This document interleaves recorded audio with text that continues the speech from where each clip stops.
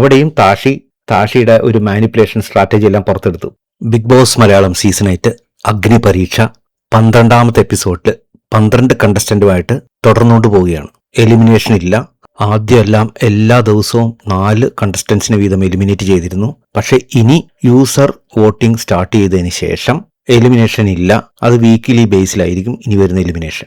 ഈ 12 പേരിൽ പെട്ടെന്ന് തന്നെ എലിമിനേറ്റ് ചെയ്ത് പോകാൻ ചാൻസ് ഉള്ള ഒരുപാട് പേരുണ്ടായിരുന്നു. ബൈ ലക്ക് ഇപ്പോഴും തുടരുന്നവരുണ്ട്. കുറച്ച് നല്ല ചാൻസ് ഒക്കെ ഉണ്ടായിരുന്ന ആളുകൾ നേരത്തെ തന്നെ എലിമിനേറ്റ് ആയി പോവുകയും ചെയ്തു. അതൊന്നും പറഞ്ഞിട്ട് ഇപ്പോൾ ഒരു കാര്യമില്ല. ഇനി വരുന്ന 12 പേരെ വളരെയധികം ടെസ്റ്റ് ചെയ്ത് അവരുടെ പല കാര്യങ്ങളും നിരീക്ഷിച്ച് എൻഷുർ ചെയ്ത് കൂട്ടത്തിൽ യൂസർ വോട്ടിങ്ങും കൂടി നോക്കിയതിന് ശേഷമേ ഇനി എലിമിനേഷൻ നടക്കൂ.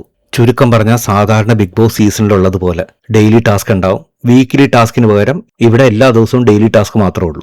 ഡെയിലി ടാസ്ക് ഒരു ദിവസം തന്നെ 2-3 ഒക്കെ ഉണ്ടാകും. അതിൻ്റെയൊക്കെ അടിസ്ഥാനത്തിലാണ് ഇനി കാര്യങ്ങൾ തീരുമാനിക്കുന്നത്. എല്ലാം ഒന്നിനൊന്നും മെച്ചപ്പെട്ട ടാസ്കുകളാണ് അവർക്ക് കൊടുക്കുന്നത്. പിന്നത്തെ ടാസ്ക് നോക്കിക്കഴിഞ്ഞു കഴിഞ്ഞാൽ വില്ലനും ഹീറോയും ഒരാളുടെ മൈൻഡിൽ ആരാണ് നിങ്ങളുടെ ഹീറോ അല്ലെങ്കിൽ ആരാണ് നിങ്ങളുടെ വില്ലൻ അവരെ സ്റ്റേജിലേക്ക് വിളിച്ചു നിർത്തിയിട്ട് അവർ നിൽക്കെ മുഖത്തോട് മുഖം നോക്കി അവരുടെ ക്വാളിറ്റീസ് പറയുക, എന്താണ് അവരുടെ ബാഡ് ക്വാളിറ്റീസ് എന്ന് പറഞ്ഞിട്ട് സ്വന്തം പോയിന്റുകൾ ജഡ്ജസിന് മുന്നിൽ സമർത്ഥിക്കുക. ഇവിടെ ഒരു കാര്യം കൂടിയുണ്ട്. ഇവിടെ ഒരു പോയിന്റ് ഉള്ളത്, ഇതൊരു ഡിബേറ്റ് ടാസ്ക് പോലെ തന്നെയാണ്. നമ്മൾ ഒരാളെ കുറിച്ച് കുറ്റം പറഞ്ഞു കഴിഞ്ഞാൽ അയാൾക്ക് തിരിച്ച് അങ്ങനെയല്ല, നിങ്ങളുടെ പെർസെപ്ഷനാണ്, നിങ്ങളുടെ തോന്നലാണ് എന്ന് പറഞ്ഞ് സ്ഥാപിക്കാനായിട്ട് അവർക്കും അവസരം കിട്ടും. ഇവിടെ ഏറ്റവും രസകരമായിട്ടുള്ള കാര്യം, ഇയാളാണ് എന്റെ ഹീറോ എന്ന് പറഞ്ഞ് ഒരു എക്സാമ്പിളാണ് ഞാൻ പറയുന്നത്. പൂജ കണ്ടുവച്ചത് താഷിയായിരുന്നു. ആ സമയത്ത് താഷി പറയുന്നുണ്ട്, പൂജ എന്റെ മാനിപ്പുലേഷനിൽ വീണുപോയതാണ്. ശരിക്ക് ഞാൻ ശ്യാമിനൊരു എതിരാളിയാണെന്ന് പൂജയ്ക്ക് തോന്നുന്ന രീതിയിലായിരുന്നു എന്റെ മാനിപ്പുലേഷൻസ്. പൂജ അതിൽ വീണുപോയി. പൂജ ശ്യാമിനെതിരായിട്ട് എന്നെ ഉപയോഗിക്കാമെന്ന് വിചാരിച്ചിട്ടാണ് താഷിയെ ഹീറോ ആക്കിയത് എന്ന് താഷി പറഞ്ഞു. ശരിക്കും പറഞ്ഞാൽ പൂജ അവിടെ ഒരു ഹീറോനെ ചൂസ് ചെയ്യാണ് ചെയ്തത്.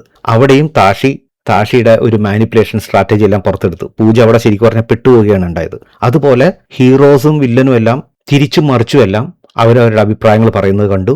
വളരെ രസകരമായിരുന്നു ടാസ്ക്. നിങ്ങൾക്ക് ഇഷ്ടപ്പെടും തീർച്ച. നിങ്ങളുടെ അഭിപ്രായങ്ങളും നിർദ്ദേശങ്ങളും കമന്റായിട്ട് രേഖപ്പെടുത്തും. നമുക്ക് ഡിസ്കസ് ചെയ്യാം. പുതിയൊരു വീഡിയോ ആയിട്ട് നമുക്ക് വീണ്ടും കാണാം. Bye bye. Take care.